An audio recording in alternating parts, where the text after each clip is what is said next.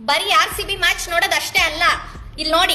ಮದ್ವೆ ಆಗಿ 2 ಮಕ್ಳಿದ್ರುನು ವಿರಾಟ್ ಕೊಹ್ಲಿ ಅನುಷ್ಕಾ ಶರ್ಮಾ ಅವ್ರನ್ನ ಎಷ್ಟ್ ಚೆನ್ನಾಗಿ ಪ್ರೀತಿ ಮಾಡ್ತಾರೆ ಎಲ್ರು ಮುಂದೆ ಹೋಗ್ಲಿ. ಯಾರು ಇಲ್ದೇ ಇದ್ದಾಗ್ಲಾದ್ರೂ ಈ ತರ ಎಲ್ಲ ಮಾಡಿದೀರಾ ನೀವು ನಂಗೆ? ನೋಡಿದ್ರಿ ತಾನೆ, ಹೆಂಡತಿನ ಚೆನ್ನಾಗಿ ನೋಡ್ಕೊಳ್ತಾ ಇರೋದಕ್ಕೆ ವಿರಾಟ್ ಕೊಹ್ಲಿ ಇವತ್ತು ಎಲ್ಲಿರ್ಬೇಕೋ ಅಲ್ಲಿರೋದು. ನೀವು ನನ್ನನ್ನ ಹಿಂಗ್ ನೋಡ್ಕೊಳ್ತಾ ಇರೋದಕ್ಕೆ ನೀವೆಲ್ಲಿರ್ಬೇಕೋ ಅಲ್ಲಿರೋದು.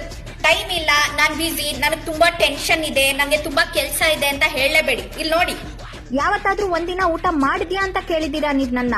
ಇಲ್ಲಿ ನೋಡಿ, ಇವರು ಮ್ಯಾಚ್ ಮಧ್ಯದಲ್ಲಿ ಊಟ ಆಯ್ತಾ ಅಂತ ಕೇಳ್ತಾ ಇದಾರೆ. ನೀವೇನು ಇಂಡಿಯಾಗೋಸ್ಕರ ಆಡ್ತಿದ್ದೀರಾ ಅಥವಾ RCBಗೋಸ್ಕರ ಆಡ್ತಿದ್ದೀರಾ?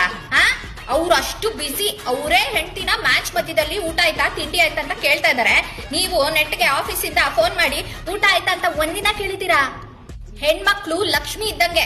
ಆಚೆ ಕಡೆ ಇರೋ ಲಕ್ಷ್ಮಿನ ಲಕ್ಷ್ಮೀ ಬಾರಮ್ಮ ಅಂತ ಕರೆಯಕ್ಕಿಂತ ಮುಂಚೆ ಮನೇಲಿರೋ ಲಕ್ಷ್ಮಿನ ಚೆನ್ನಾಗಿ ನೋಡ್ಕೊಳ್ಳಿ. ಅವೇನು ಗತಿ ಇಲ್ದಂಗೆ ನಮ್ಮ ಅಪ್ಪ ಅಮ್ಮನ ಮನೆಯಿಂದ ನಿಮ್ಮನ್ನ ಮದ್ವೆ ಆಗಿ ಈ ಮನೆಗೆ ಬಂದಿರಲ್ಲ. ಏನೋ ಒಂದು ಪ್ರೀತಿ ವಿಶ್ವಾಸ, ಮದ್ವೆ ಆಗ್ಬೇಕು, ಖುಷಿಯಿಂದ ಇರ್ಬೇಕು, ಜೊತೆಲಿ ಇರ್ಬೇಕು ಅಂತ ಬಂದಿರ್ತೀವಿ. ಚೆನ್ನಾಗಿ ನೋಡ್ಕೊಳಕ್ ಆಗಲ್ವಾ ಮದ್ವೆ ಆದ್ಮೇಲೆ?